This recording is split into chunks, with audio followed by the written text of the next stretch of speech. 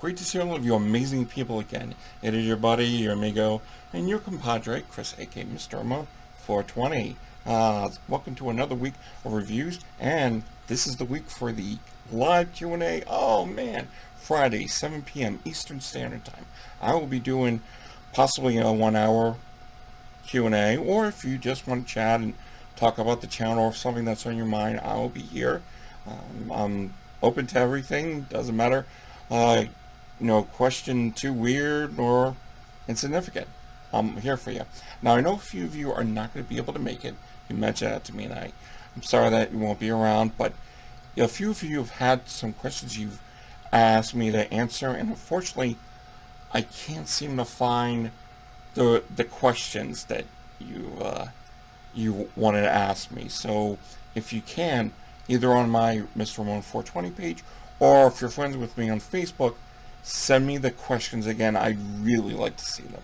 That way I can answer them correctly and the best response possible.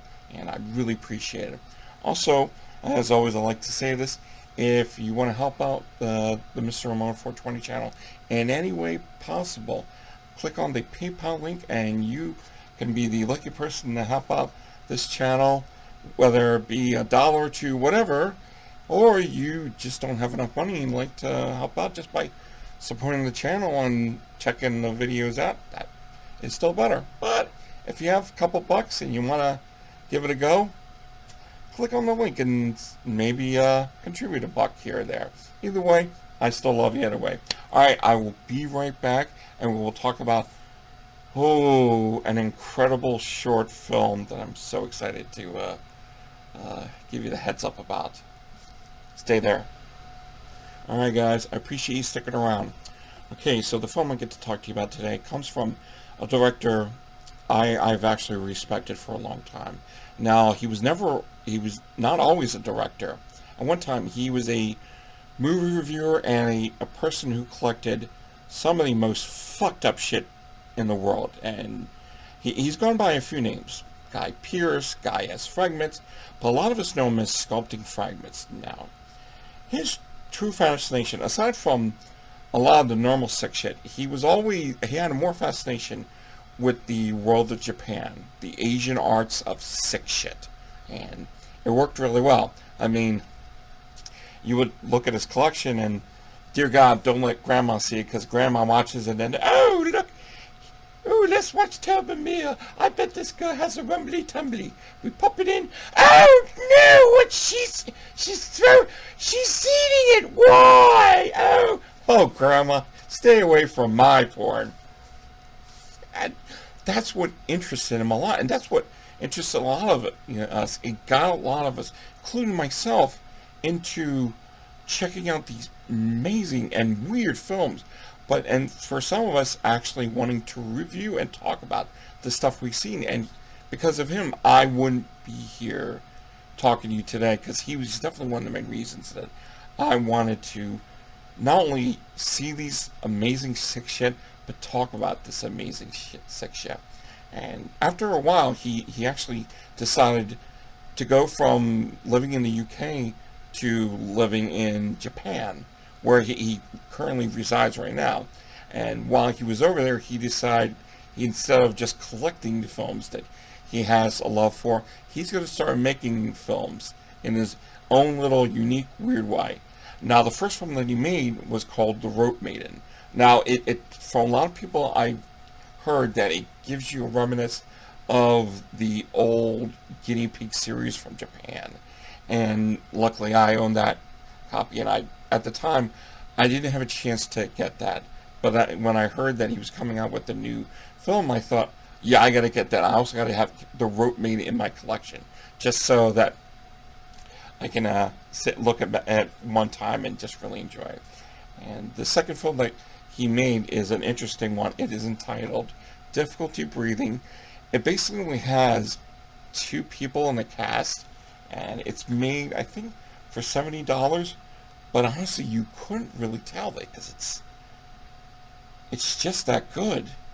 It basically tells the story of a girl who, on one night, getting out of her apartment, she walks down the road, and you're noticing she's having a good time. But then there's flash forwards of her being attacked. She's sexually and brutally raped. It becomes a situation where she doesn't want. She goes back home and she never wants to leave. And unfortunately, over a longer period of time, she becomes a recluse, and that recluse leads to paranoia, and that paranoia leads to full-on hell. I mean, the insanity just builds to a fire volcano where she just loses her fucking mind. I'll be right back and kind of give you a bit of an idea of what the whole story is and, what it's all about. Stay tuned. Alright, guys. Appreciate you sticking around. Okay, as I mentioned during the description, it's basically, there's one night she's getting herself prepped to go out and have a nice time. She takes her umbrella with her, and she's enjoying the walk down the road. And while this walk is happening, you see flash forwards of her being brutally raped by this monstrous person. You don't know who he is, and it becomes certain that she has no clue who he is. After the situation occurs, well, luckily, you don't see all the rape sequence, which is good to know. She rushes straight back to her home, lock her door. This film basically starts from there, because that's where the title sequence comes up. The next day occurs, she wakes up, she doesn't think too much of it, although she is a little frightened by the postman coming and delivering her mail. She chats on the phone, she cleans up her place, she realizes, oh, I got some trash, let me scoop it up and take it outside. While she's doing that, and she's throwing the trash up, she sees someone coming down the road, looks basically like the assailant. She's thinking that it's actually the assailant. She rushes back inside, locks the door, and this is the paranoia kind of kicking in, and she's not sure what to do. And this kind of continues throughout the film, of how her life is going to be, living day by day inside this apartment. The more secluded she is, the more paranoid she becomes. There's actually at a point where, she hears a knock at the door and she sees the assailant's face, who he may or may not be there. You don't really know. And she starts to freak out. And she's trying the best that she can to stay in the apartment and eating what she can. But there's a point where she has nothing left, and she starts eating flour, white powder flour, and her brain is becoming destroyed.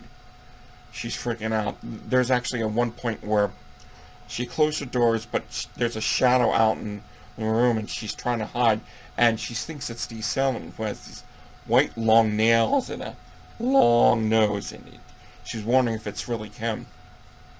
And there's another situation where she goes to the window because she wants to throw out her trash, but she doesn't want to leave her apartment.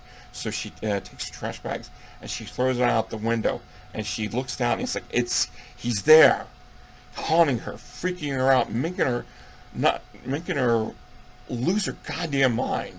And this continues throughout the rest of the film. At first it's slow burn, but then it gets insane.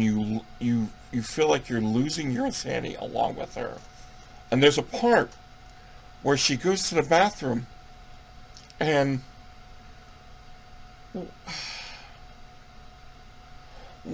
I don't want to say. Yeah, let's just say she gets a present, and it gets really weird. And then this is where the film just goes off the fucking rail, because at the end, let's just say it was an ending I did not see coming, but it was so dark and so vicious. Like, it did not have the best ending. But I will let you know what I think when I get back. All right, stay tuned. All right, guys. So, I'm usually honest with you. I try my best to. Sometimes it helps, sometimes it doesn't. This film made me feel like I really felt for the character. I felt her pain, I felt her anguish, I felt her frustration, I felt her anxiety. This is a person who's lost everything, who's been destroyed inside, and you feel that destruction. I've never known what it's like to be raped, and hopefully I never do, but I know people in my life who've experienced that. This was amazing. So good and so vicious. The soundtrack, the music to this film, it was an attack on these senses. It was a gut check to your system. It made you say, what the fuck? It did not look like it was a film that was made for $70. It looked impressive. It did look like a small crew, which is always, you can always work well with a small crew. Great natural lighting, worked really well. I liked the transition from it being okay to no, everything goes wrong. And the ending was, I was so impressed with how well it worked. God, this is just fucking fantastic. I saw one short film that I put in my top 5 short films of all time. This is going in there as well because it was that amazing. Sound design worked well. The production looked amazing. It felt natural. It looked natural. Everything seemed to work on its level. And I have to say, this is something that film students should see. Just know that you can achieve something with very little budget. You just have to have the great concept, a great idea, and a crew that can help you out to go along the way. Bravo. There's some great features, behind the scenes stuff on it. Now, here's the problem with a lot of you. Last night, on Friday night, I left a post on my page saying, I just watched something that was so fucking good. It got people interested in his stuff. Now, I don't think there are any copies left of Difficulty Breathing. I will give out the link to where you can purchase your copy. Also, a trailer to where you can see the short little trailer. It's a vicious trailer. Just the sound alone will make you feel inside. So yeah, I'm astounded by how good it was, and I'm so thrilled that I finally got to see it. Sculpting Fragments, guy, you did something amazing. Fucking bravo. Everyone, I'd like to thank you for taking your time and watching my review. It means a lot to me, and big thanks to Guy for giving me the opportunity to check out your movie. Fucking outstanding. Of course, stick around for Wednesday's edition of a review. I'll be reviewing a film called Black Friday from Stephen Nemeth.